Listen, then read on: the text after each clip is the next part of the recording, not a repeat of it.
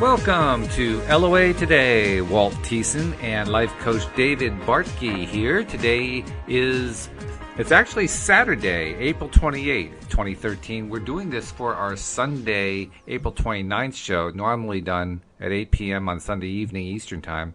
But we're doing it a day early today, so if you are tuning in live during the 8 o'clock time slot on Sunday, you're actually listening to a recording. That's okay. We're still talking about this weekend's show. We're just doing it a little bit early so that David can have a little time Sunday night to go do something fun.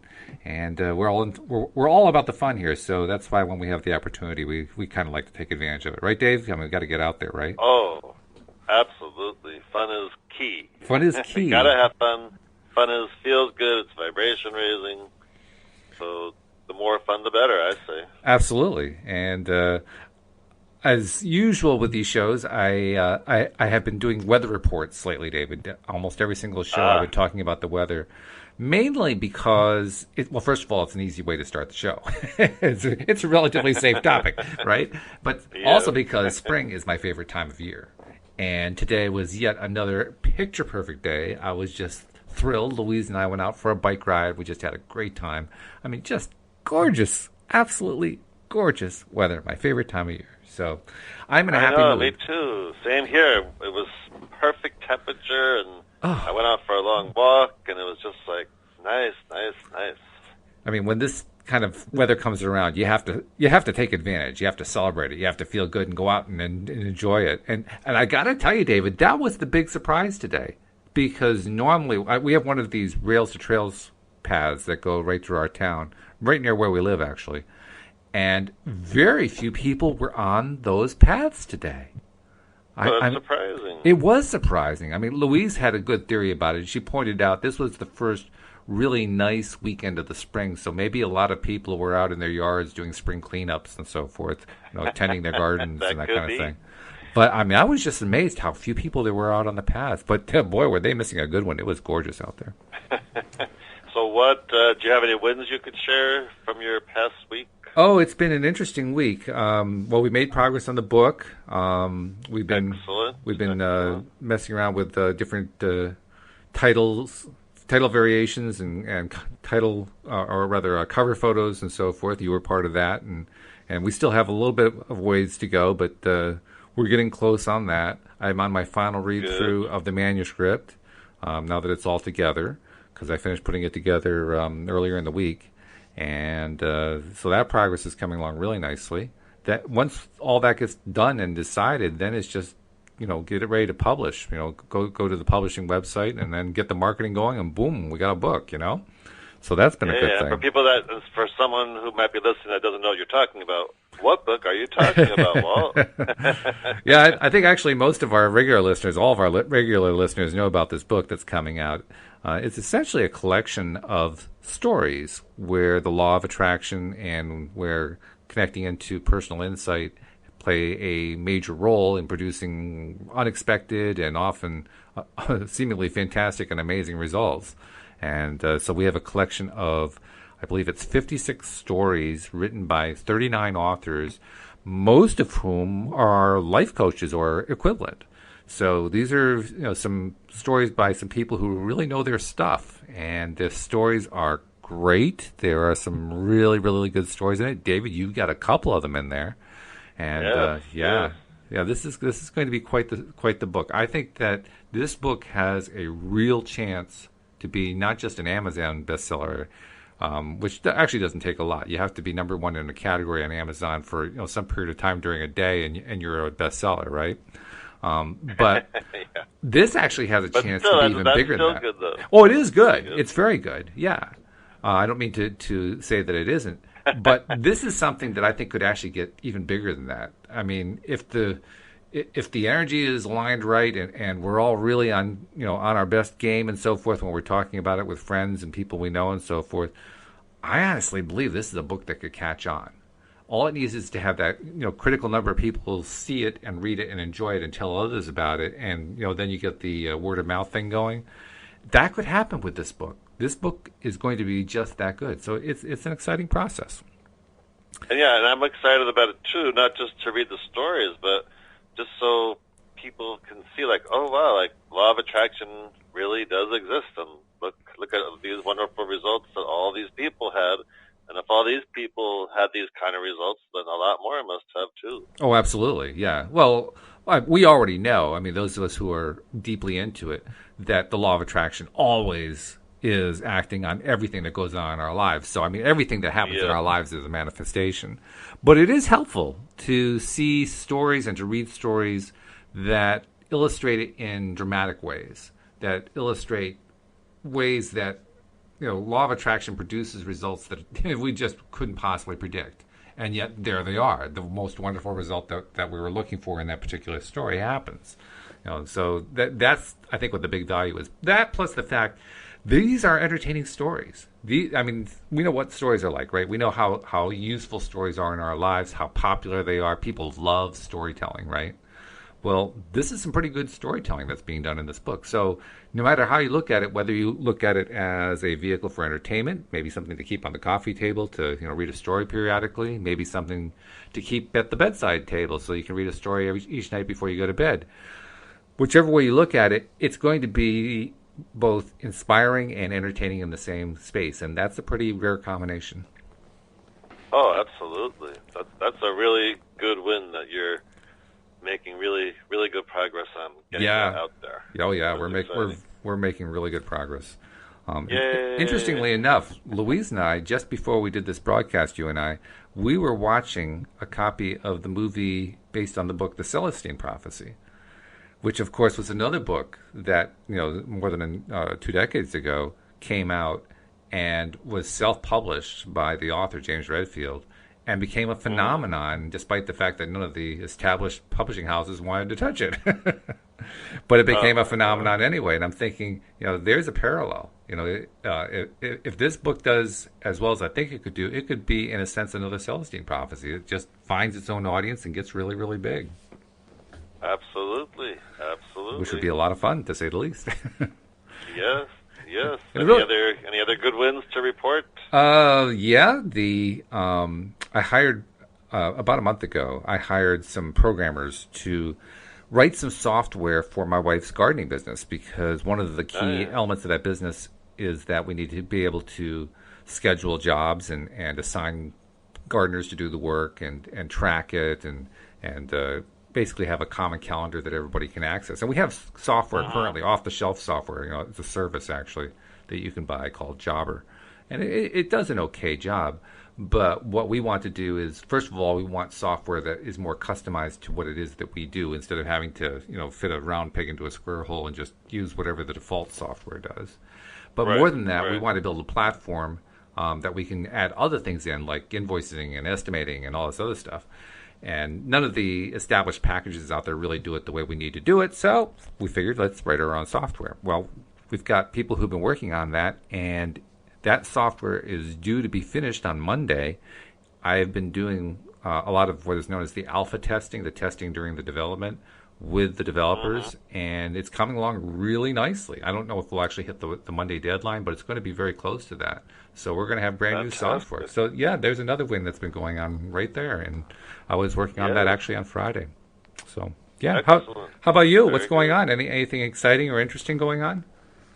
Well, I had some really good wins. I had like a lot of, I guess, more typical ones where I went somewhere and I got the parking spot like right in front of. Oh, the old parking spot acquisition through the law of attraction. Yes, I love that game. I like to call those Doris Day spots. I got a Doris Day spot, and that's because, and a friend of mine had told me this a while ago. So whenever I get one, I go, I got the Doris Day, because in all her movies, whenever she pulls in somewhere, there's always that spot right. That one spot. Yes, that's true. She pulls her car, so every time I get a spot, I'm like, I got the Doris Day spot.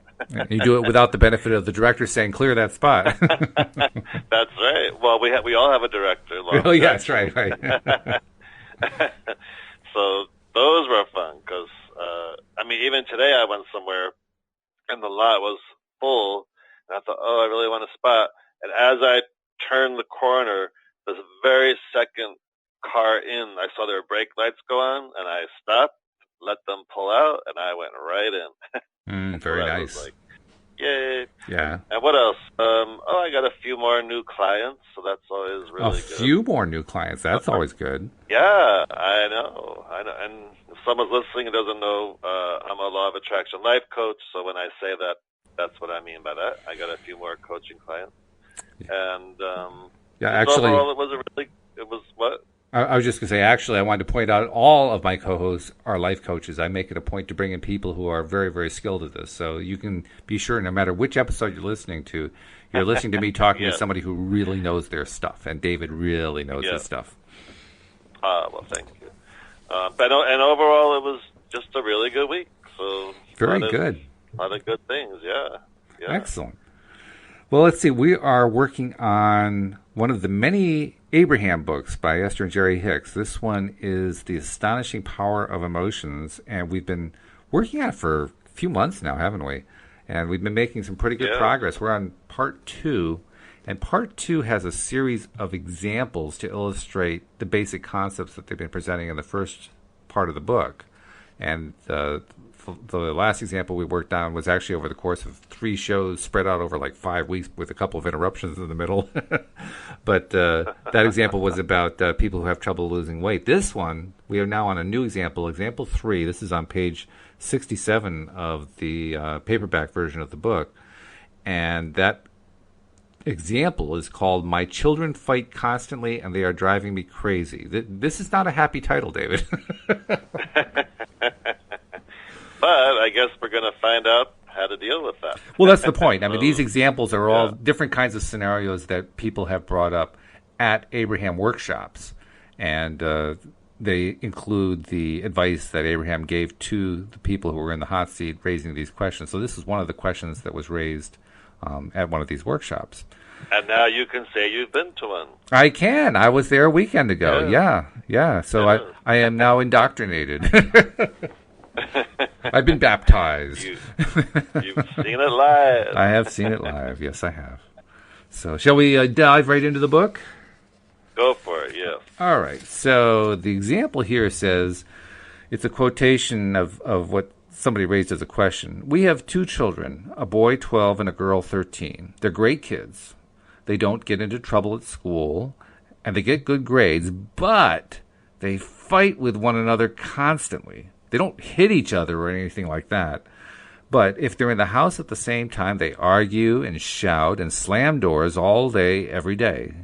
They have their own rooms, so they don't need to bother each other, but they just seem to irritate each other so powerfully that they're making my husband's and my life miserable. We've tried everything from forbidding them to go near one another to forcing them to spend an entire day together in one room to work it out. I actually hate to see them come home from school. Yeah, okay, there's a problem. I can see that as a problem. That sounds pretty serious. So here's what Abraham has to say. It is very interesting to contemplate deliberate creation through the framework of interpersonal relationships, or co-creating, as we like to call it. Many people get lost in the maze of trying to sort things out when it comes to getting along with others. It is virtually impossible to evoke enough long-term changes from another to ever solve your interpersonal relationship. Most people try to evoke change in the other for a while, but then either give up or move on. In italics, asking others to change so that you can feel better never works. I can attest to that, David. It doesn't work. It has never worked in my life. I don't think it ever can work. But I've tried often enough. It never worked at all? Never works at all, no. I mean, there are times when it seems like it's working, where it seems like it's producing a result where they're changing because you want them to. But even in those cases where it seems like a change is going on, it always turns out to be overall a bad set of changes. So the net result is negative. And that drives people crazy. It drove me crazy for the longest time. So I finally gave up on it. So continuing, it says, if we were speaking with one or the other of your children, we would not guide him or her toward asking the other sibling to change. But this situation is more complicated still. You are on the outside of it, so to speak, wanting to effect change between 2 individuals, and you are already sensing, from the lack of success that you have had and from the variety of attempts you have made at settling their difference, that you cannot control their relationship with one another. People often attempt to gain control of the behavior of their children or their employees or the members of their clubs, political parties, or churches by offering rewards for good behavior and punishment for bad behavior, but we have never seen any beneficial behavioral changes as a result of that.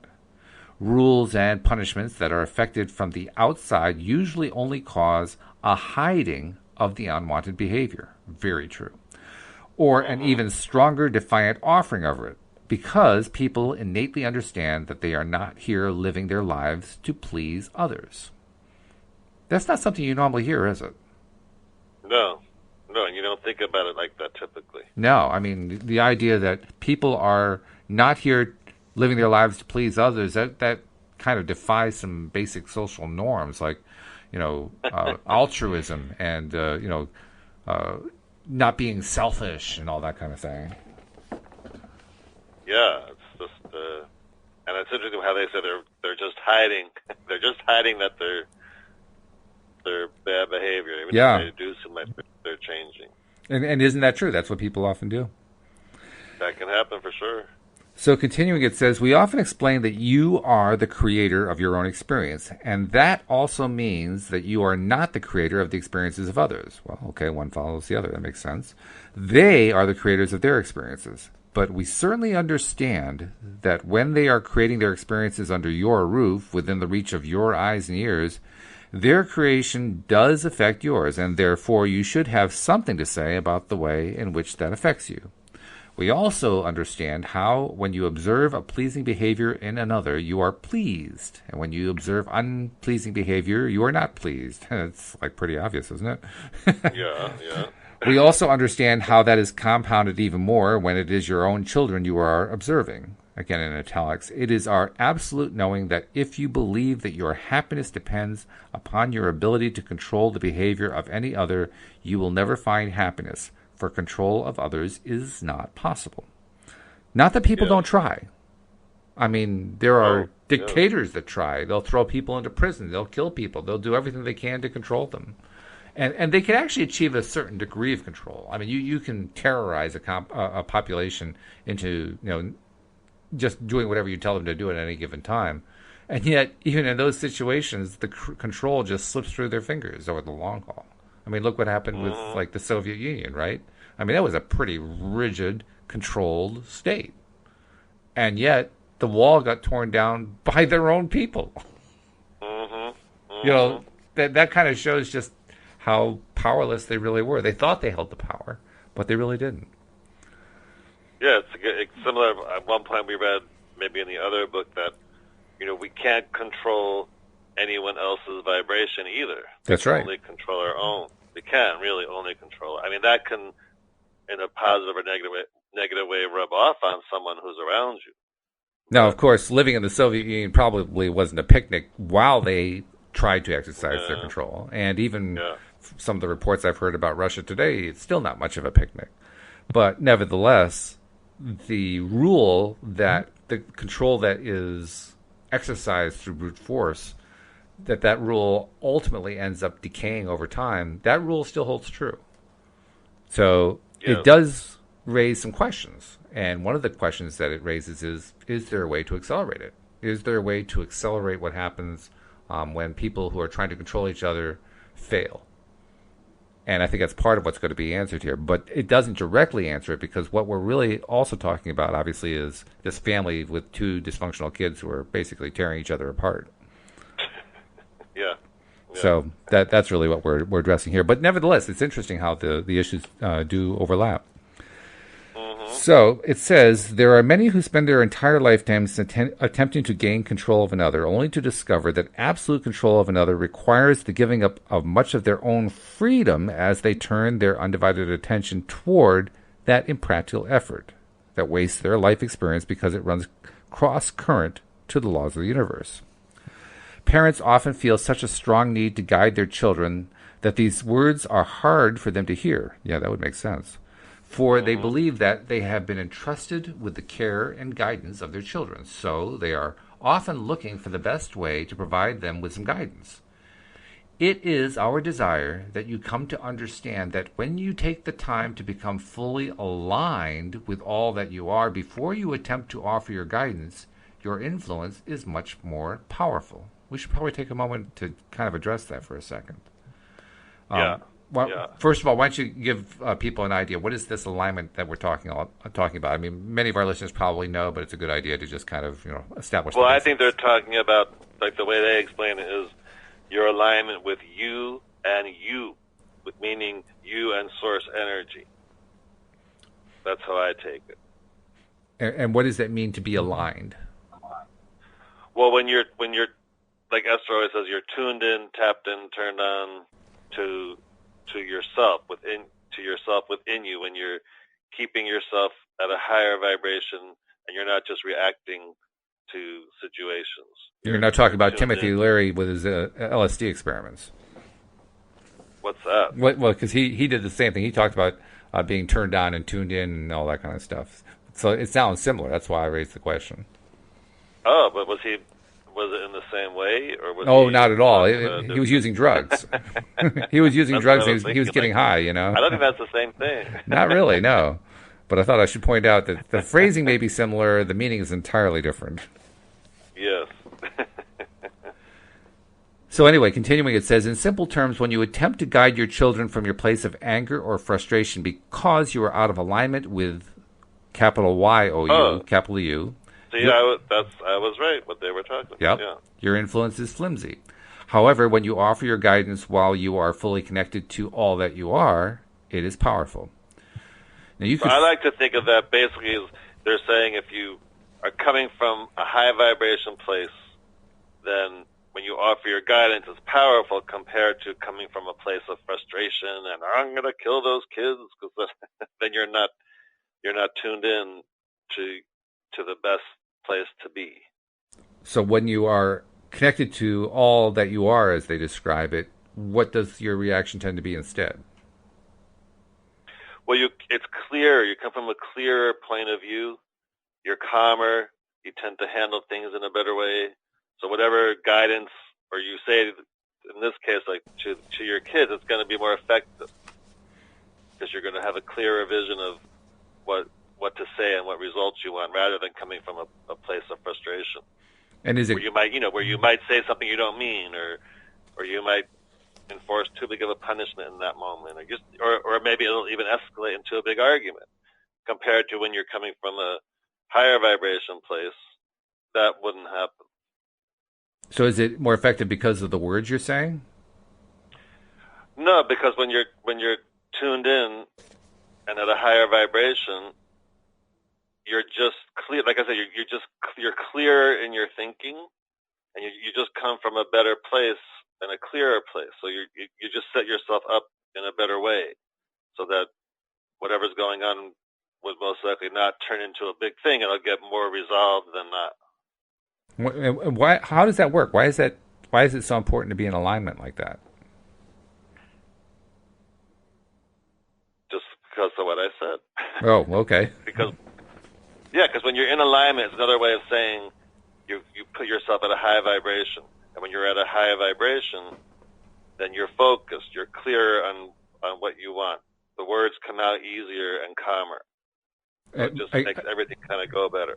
And does it change the way the message is received? I guess that's where I was trying to aim at. It would, yeah, because when you come from that place, instead of a lower vibration place where you might yell and scream and argue, it's going to be heard in a better way. Better because it's calmer? Yep, calmer, clearer, more direct. You'll find better wording, for what you really mean, which will help the situation more than not, like that kind of thing. So just being in alignment actually helps you find the right words. Absolutely, for sure. Okay. Definitely. All right. Well, then continuing, it says, each time you witnessed the discord between your children, you launched a personal rocket of desire, one of their favorite phrases, regarding their relationship for... Whoa, wait a minute, let's try that again. You launched a personal rocket of desire regarding their relationship, for from your personal vantage point, they provided you with detailed, contrasting experiences which cause your personal preferences to evolve. Whoa, that's a complex sentence. Why don't we kind of break that one down? That's a big sentence. Yeah. So break that down for us, David. How does that actually iron out? Let's take it from the beginning. So each time you witnessed the discord between your children, you launched a personal rocket of desire regarding their relationship. For from your personal vantage point, they provided you with detailed, contrasting experiences which caused your personal preferences to evolve, and your personal preferences are your business. So now your work is simple. You must come into alignment with your desires. So by seeing them, and I think what they're saying, by seeing your children in that state, the example they're giving is that the parent would be launching their rockets of desires of what they're wanting. And again, it comes like in the end of that paragraph, you must come into alignment with your desires. I think you should have written the book. You said it much more clearly than they did. Well, I am writing a book, but it's a different type of book. I didn't know you were writing a book. Oh, yeah. Yep. What's the title? Yep. I'm not saying the title. Oh, you can't give us any clues. I don't know who's listening, who's going to say, oh, I love that title. I'll write the same thing. Oh, dear. I don't give out the title until it's done, copywritten, and okay. Whatever. All right. Well, then I won't press you on it. But off the air, I'll tell you. What if you whisper? Nobody will tell. You know? Okay, so continuing here, it says, the reason why your children's squabbling is upsetting you so much right now is because that behavior does not match the ideal that all of their previous squabbling has helped you create. Okay, there's another confusing sentence. This is funny, but that's why it's good we're going over it, so we can kind of decipher it in a more understanding way. It's like one squabbling doesn't talk to the other squabbling. What? Maybe it's time for you to translate. Good. Okay, all right. It says, the reason why your children's squabbling is upsetting you so much right now is because that behavior does not match the ideal that all their previous squabbling has helped you create. What is the ideal of all their previous squabbling? I don't know what they're talking about there. What? What on earth? Maybe they were doing some of Timothy Leary's drugs. It'll explain it. Oh, okay. Keep going. All right. So it says, in fact, even before their birth, while watching the children of other people, you were flowing your desires into your vibrational escrow. Even before your physical birth, you were making entries into that vibrational escrow account. So it is no wonder that right now, as you witness something utterly opposite of what you have come to desire, you would feel the discord. It is not simply because they are practicing bad habits of behavior that it is upsetting to you. Your view of them is causing you to flow in opposition to your evolving creation on this subject. That's a lot. That's a lot to take in. I still have no idea what that means. I really don't. Well, I think kind of to sum it up, they're suggesting or saying that even before your birth, which right there, a lot of people are going to be like, huh? But that's what they're saying. Before your birth, that you were witnessing these things, and now when you're witnessing it again now, it's even there again. So they're saying this particular person who asked this particular question, when they were upset by the children squabbling, they were really upset because it was tying into something that happened to them before they were born. Yep, I think that's what they're suggesting. Yes. This is one of the few times I'm going to say, who was crazy here? I mean, seriously, what on earth? Maybe, I know, but let's continue. Maybe it'll become clearer as the chapter goes on. Okay, well, it says, if you could accept that your discomfort is simply about your vibrational differences, what you are witnessing versus what it is your vibrational escrow, what is in your vibrational escrow, and not really about what your children are doing over which you have no control, you will begin to show yourself that you can choose thoughts that allow you to feel good no matter what they are doing. And when you accomplish that, your power of influence will be tremendous. Okay, well, there's a little clarity there. A little bit, yeah. Do you get the feeling that this didn't get the editing that the other books got? I mean, that paragraph was just, whoa, that really needed rewriting. I'm a bit of a critic, I guess. But I'm not sure how they do that. Maybe they just leave it as it comes out. because she's channeling all this from Abraham. Yeah, but most of the So stuff that's in their maybe books is a lot more clear than that. I mean, that was just like, what? So I guess we'll have to say, well, skip over going. that Maybe section. it seems to be getting clearer, so keep going. Maybe it'll even be better. Well, they're giving us a bullet point summary. So it's as it stands right now. You watch the misbehavior of your children. You feel bad. You think that you are feeling bad because of their behavior, but you are actually feeling bad because you're out of alignment with your own desires. Okay, that's clear enough so far. So you ignore what your children are doing and utilize your personal ability to focus in a way in which you can feel good. Okay. And in doing so, you are now fully connected to who you are. Okay, well, that's good. And also, you are a vibrational match to the picture of happy children enjoying each other that you have been in the process of creating for a very long time. This is a summary of So what we right just there, talked about. they're saying, even though your children aren't that way right now, you want to put yourself in a vibration as if they were. I think that's what they're kind of saying. Oh, okay. Again, going back to not focusing on what is, because that's Okay. not what you want. You want to focus on what you want, which is your children being happy, and I think that's what they're saying. Then it'll put you in a better vibration of your children. I still feel like this was written by Timothy Leary, but that's okay. Keep going. And with all of that alignment going on, you are in your full connection to who you really are, to the resources of the universe that creates worlds, to your inner being, and to the desires that you have set into motion regarding your children, your family, and your life. Now your words and behavior are perfectly timed. They evoke less resistance from your children and affect more positive change. Okay, I guess. Yes, I think what they're saying there is, even though your children are arguing, now this is where, I'm sure 99% of parents don't do this, because normally they would get all engaged, right? They would stop yelling at each other and you go to your room, or whatever they're going to say. Mm-hmm. So they're saying here, no, that you don't do that, that you, even though they're arguing or whatever's going on, you want to tune in to the vision of how you want them to be, which keeps you at a raised vibration about it. So that went to the last one. Now your words of behavior. So coming from that raised vibration, now your words and behavior are perfectly timed.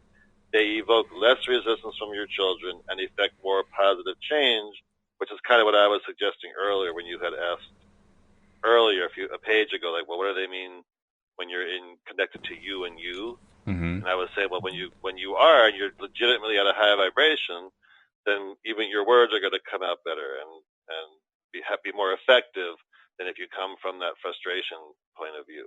So That's what they're saying. If I were going to summarize this in like one sentence, I would say instead of squabbling with your kids, you get yourself in alignment and they get better. Well, you get yourself in alignment so that your communication with them will make things better instead of making it worse and everyone's mad at each other. Okay. All right. That's the idea they're trying to say. That makes some sense. I mean, they probably could have said it in a little bit better way, but nevertheless, what we've got seems to have made some sense. Okay. So it says, but you are not creating through words or through your action. You are creating through your personal alignment with the vibration of your desires. Well, that's right in alignment with what we said. So when you think about getting your son and daughter to behave differently, you can feel the uphill battle in that. But when you think about guiding your own thoughts, you can feel the possibility of that. Even in time, the simplicity in that. Mm-hmm. So wonderful things are about to take place in your experience. Not only are you going to feel better right away by deliberately choosing your own thoughts, but you are going to affect behavioral change in your children with the help of the law of attraction without anyone knowing that you are doing it. And on top of all of that, through the power of your own example, you will teach your children the value and power of personal alignment. To show someone how to align with Source in the face of circumstances that do not easily inspire it is the most valuable guidance that you could ever offer to another. That is the only guidance you ever intended to offer your children, the power to guide their own lives. So let me just take a moment. I want to talk about a couple things here. One thing is that they're really strongly saying that when you get yourself in alignment and get your thoughts into a good feeling place, and the inner you and the physical you are all, we're all on the same page, so to speak, then that has an influence on others, in this case, your children. And I can certainly understand that there is an influence anyway, because parents do have demonstrable influence over children. I mean, psychologists have talked about that for years. Just the fact that they are the providers and the caregivers early on, and even our providers later on, and, when the kids are growing up, that alone plays a major role in it. So clearly there is an influence that goes on. The reason I mention this, though, is this is a very specific situation where you have parents and children. There are many people who want to offer and experience similar influence on others who are not directly in their families. And most often I find it's young women wanting to influence young men who broke up with them to come back to them. Which is a different case in some ways, but it's also the same kind of thing. And they get really wrapped up in, well, I want to use the law of attraction to influence them to come back to me. Yes. And I want to just take a moment to point out there is a rather important difference between those two cases. And that important difference is the parents do have a major influence on their kids just because of the relationship between parents and kids. Yep. Exes don't have the same level of influence. It's just not the same. Right, nor are they in the same house. They're not even in the same house, right? Dealing with each other all the time, and yeah. And as a result, whenever I'm talking with somebody like in social media or something who's trying to do something like that, I like to caution them that you can only really provide this kind of law of attraction, in alignment, vibrational influence over another if that other person is in some way open to being influenced.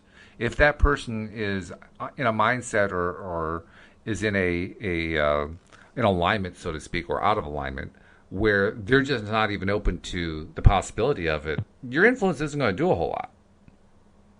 Yeah, I mean, I've actually had people call me through the years who say they want to attract a particular person. Right. They know who it is and all that kind of thing. Yep. Can we do that? Like, can we work on that? And I say, yes, of course we can work on that, but I'm not going to guarantee you it's going to be that person. It might be someone else that comes along that, guess what, might be better than that person that you don't realize yet. It might be that person, but it could be someone else you don't even know about yet. Because we can never really be sure to what degree that influence is going to be in alignment with what that other person has in mind. That other person may have closed the door in their mind to, reconnecting with you. If they've closed the door, you can influence them all you want. That door ain't opening. It's just not going to, Exactly. Now, I make that point, and I want to bring it back to this story. I make that point to show that what we're talking about here is influence, not control. We're not talking about using the law of attraction to control another.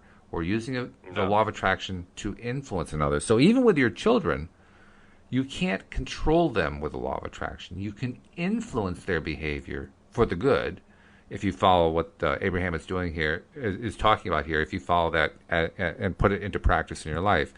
But it doesn't guarantee that you're going to be able to control their behavior. They're still in control of their own behavior. They still have that power. What you're hoping to do is to influence it. And what's interesting now that I'm thinking about it, because we're talking about it, the clients that I do have and have had in the past that do have children, through coaching, they're usually for the first time learning how to keep their vibration higher than they ever have before in their lives. And I will say that they've all said that their relationship with their children has improved since coaching. And we weren't even necessarily working on that. Right. It was just because after weeks and of the coaching and them deliberately keeping themselves at a high vibration and not taking on as much resistance, they're at a higher vibration, which in turn has caused a better relationship with people in their family. And that does make sense because, like we said, parents have a lot of influence over their children in most cases.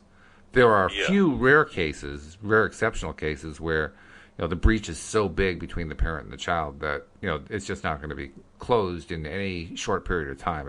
If it's going to be closed at all, it's going to take a lot of work by both parties over a long period of time. So in those instances, it's probably asking a little bit much for everything to come into alignment and everything to work out.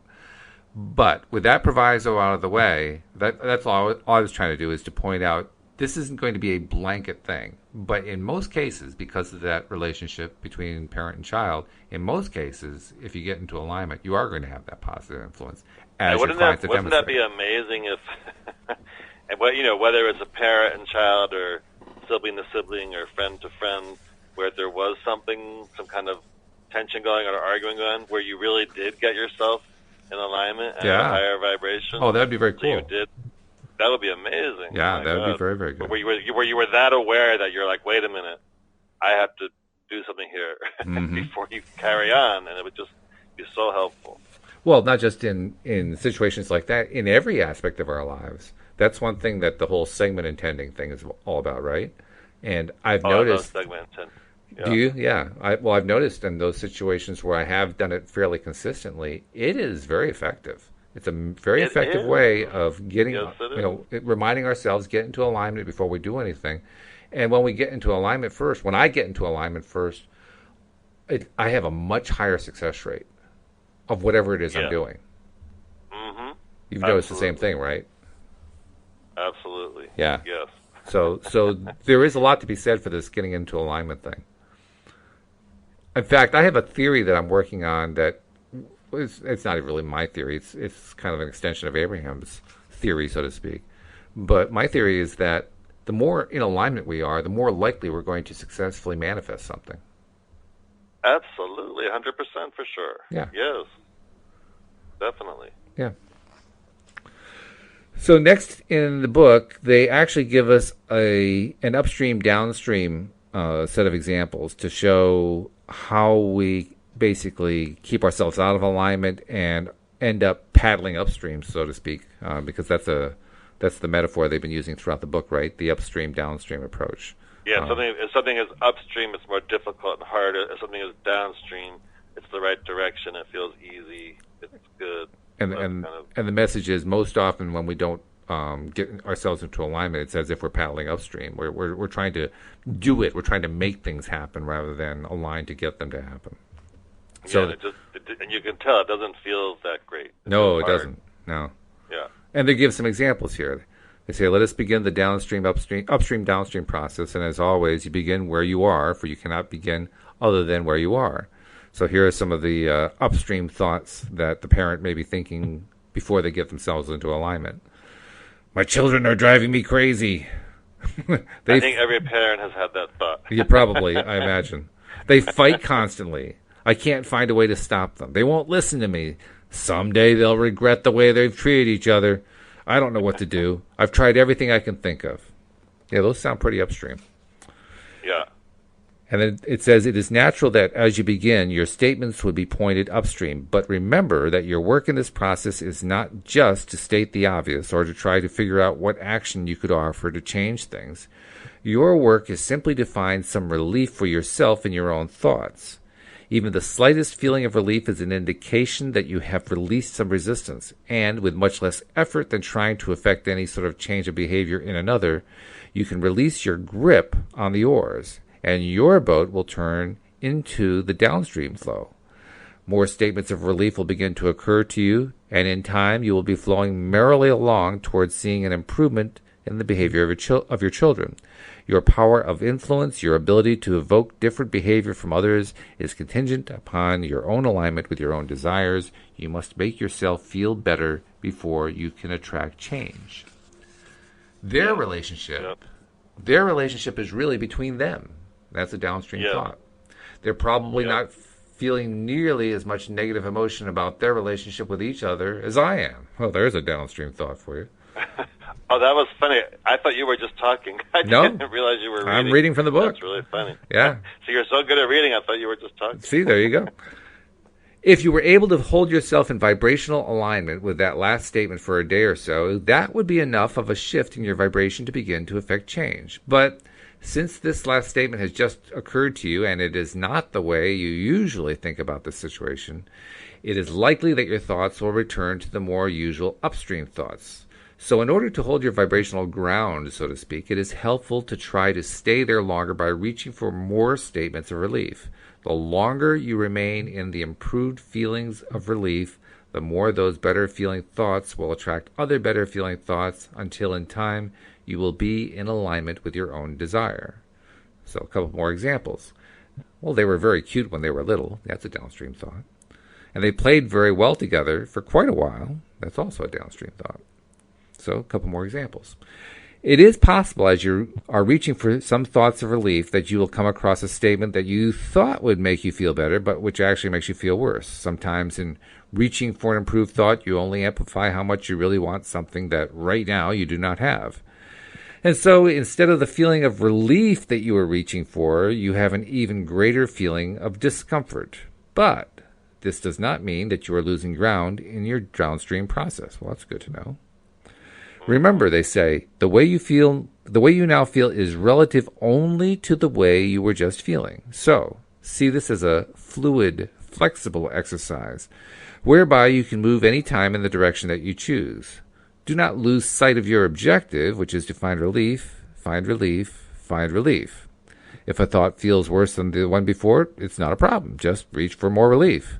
And in time, usually a rather short time, you will find what you are reaching for.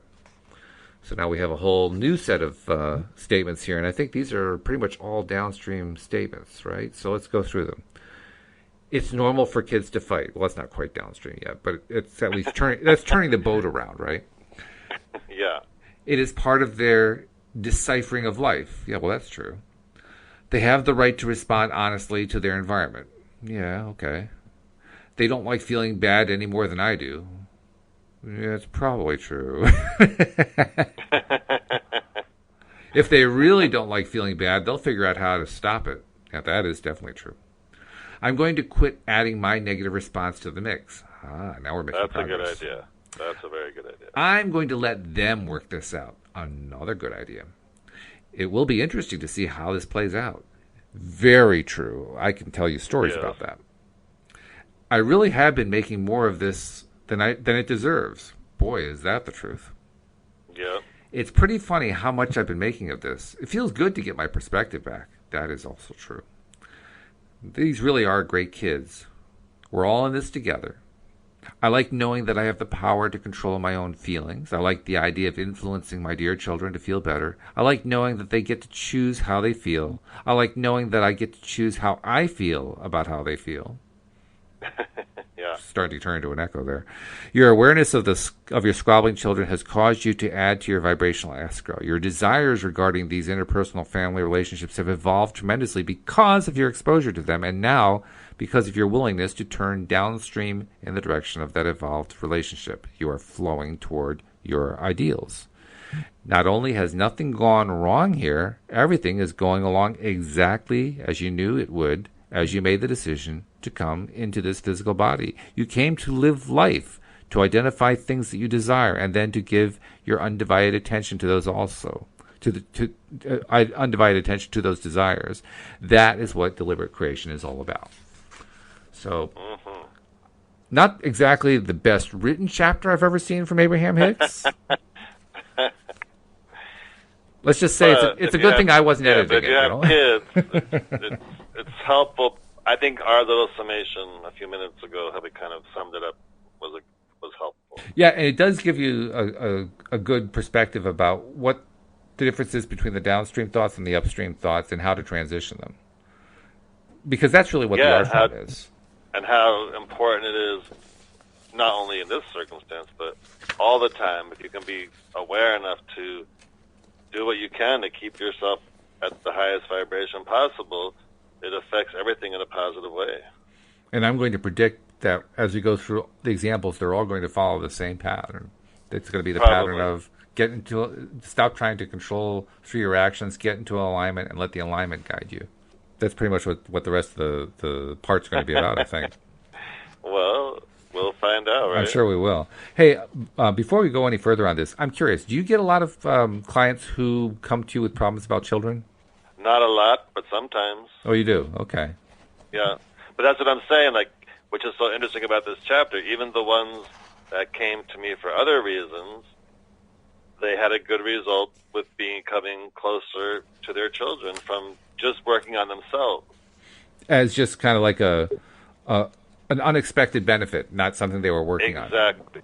Exactly. So what kinds of things would they work on that would lead to this? Because, I mean, it doesn't seem... But I'm saying, like, just by keeping themselves, by doing, like, by doing the processes that they're learning from the coaching, all those processes are helping them, focus on what they want, and keeping themselves at a higher vibration and not taking on as much resistance. Right. No, I understand that. Just by doing that, that's helping their relationships with people in their own family, including their children. But what I'm wondering is, what kinds of problems were they coming to you with that you worked on to help them get into alignment and produce this unexpected side result? Well, I'm saying that's not even the important, because whatever it was, whether it was to find a new relationship or to find a better job or to feel happier or whatever it was, they weren't coming saying, "Oh, and I would love if I had a better relationship with my son or daughter." But that's what I was aiming at. I wanted to make the point that the kinds of problems that came were really dramatically different from problems with the kids. They just, like you said, getting a new job. And it's not the kind of thing you would expect to see a connection. Like, oh, I'm trying to get a new job, and by the way, my kids are getting along. What? It's more that they're getting along better with their kids. Yeah. No, getting along better. But that's the kind of unexpected result. And that's why I was asking what kind of stuff were they working on? Because the point is, the way this stuff plays out, the way the law of attraction plays out, I have found, and I think you've probably found this too as a coach, is completely unexpected. We often call them serendipities, or windy paths that produce results that were completely unexpected. And this is another example of it. The fact that people can come to you, they're talking about something in their own life that really has nothing to do with their kids, and oh, by the way, their kids improve. Like, what? Wait a minute, hold on. Yeah. No, I love that. Whether it's about someone's children, just something else in their life that unexpectedly they notice. Wow, like just by doing this kind of work and knowing about the law of attraction and all that, other things in my life have gotten better that I didn't even realize were going to get better. And I love those, because it's like, yes, it affects everything when you do this kind of work. It's one of the themes that shows up in a number of the stories that are included in the book that we're putting together, where the storyline is going one way, and then an unexpected result happens along the way, and oh, by the way, that was something I was hoping for 5 weeks ago. Oh yeah, that can happen as well, for sure. Yeah, it's the serendipities I think that got my attention more than anything else. It doesn't always happen in the moment. No, it doesn't. There's usually a delay. And then the other part of it that's really strange is that even when we're working deliberately on something, like let's say somebody actually comes to you and says, I want to work on my kid's relationship because their relationship is terrible. And so you help them get themselves into a better feeling place about their kids and get into that alignment and so forth. And in the process of doing that, all of a sudden, another serendipity happens. Like, while they're getting their kids to calm down and they're feeling better about letting their kids work things out and so forth, they find that they got a new job. It can work both ways. Just because, or something, or they got a vacation they didn't expect they were going to get, or something along that line. Something not expected happens. It's the hardest thing, I think, to recognize that these serendipities happen, particularly if you're the kind of logical, rational person I always was for most of my life. And so when they happen, you say, well, that's just chance. Crazy things are going to happen sometimes. Well, that's literally what I would think. And then another one happens, and another one, and then another thing happens, and another really crazy thing happens. And then a few more crazy things happen. And after a while you say, okay, I understand that this is all like, laws of probability, but we're getting a really strange run here. I love stories of people that, really wanted to have a lot of financial wealth, and they had no idea how it would happen. And then, like, there's so many stories of people that created something for someone else that turned into like a multi-million-dollar business. And they had no idea that was going to happen. Like, there was a lady. Remember when those Croc shoes came out with the little holes in them? You know what Crocs are? They're called Crocs. I don't. I don't really keep up with the fashions, I'm afraid. So sorry. I don't. Well, no, they're just like, they became like a very popular shoe because they're comfortable. You kind of slide into them. But they have these little holes all over them. Okay. And so this lady's daughter was wearing them, and she goes, oh, mommy, I want something pretty to put in the holes. So her mother started making like little flowers and such that she could put in the little holes to kind of decorate the shoe. And then her friends were like, oh, I want that too. And then so she started making them for her friends, and that light bulb went off in her head like, oh, wait a minute here. We have a demand. Millions of people have Crocs. Maybe millions of people want to decorate their Crocs. So I don't know the whole story fully, but she and her husband thought it was like an amazing idea. So they started creating the little decorations you can put in the holes, and they did a website, and and I think she sold it for like X millions of dollars. Wow. It took off. Yeah. And I love those kind of stories where like the person had no idea how they were going to manifest their fortune, and then this unexpected thing happened that led to something else, and then right. that led to something else, and like, oh my God, wait a minute, look what happened. I didn't know putting these decorations on my daughter's Crocs were going to turn into a multi-million-dollar business. The other thing many stories. The other thing that really got my attention when I finally started to notice all these crazy coincidences and serendipities happening was I was amazed how often they happen at just the last possible moment. You know what I mean? That can happen too, yes. I mean, there's one of the stories that I contributed to the book. It's actually the last story in the book. It's a fairly long one, and it's entitled, I think I called it something like Cars, Houses, and Cats or something like that, because there were like 3 or 4 different themes going on in this particular story, and they all wove together, and as they started playing out, I mean, you know, we needed to have certain things happen, and then at the very last possible second, something amazing happened, and boom, we got what we wanted. And I love that. 3 seconds before, you know, we thought we were destitute or broke or you know, stranded or whatever it might be. At the very last second, something happened. I mean, when that happens often enough, you say, okay, wait a minute, something's going on here. Yeah. Who's the man behind the curtain? I mean, but, you know, sometimes, though, I have experienced kind of, like, quick manifestations. I remember, I mean, many times, like, I was on a cruise once, and there was, like, a raffle for something. And I was just certain I was going to win that raffle. I said, I'm winning that. It was some kind of jewelry or something. And I did. I won the raffle, and I thought, I knew it. I was just so certain. I remember the time at the casino where... Oh, you've had a few casino stories, yeah. Yeah, the machines, the slot machine said, went up to 100 spins, and I'm like, yay, I want to win 100 spins, instead of thinking like, yeah, right, like that's really going to happen.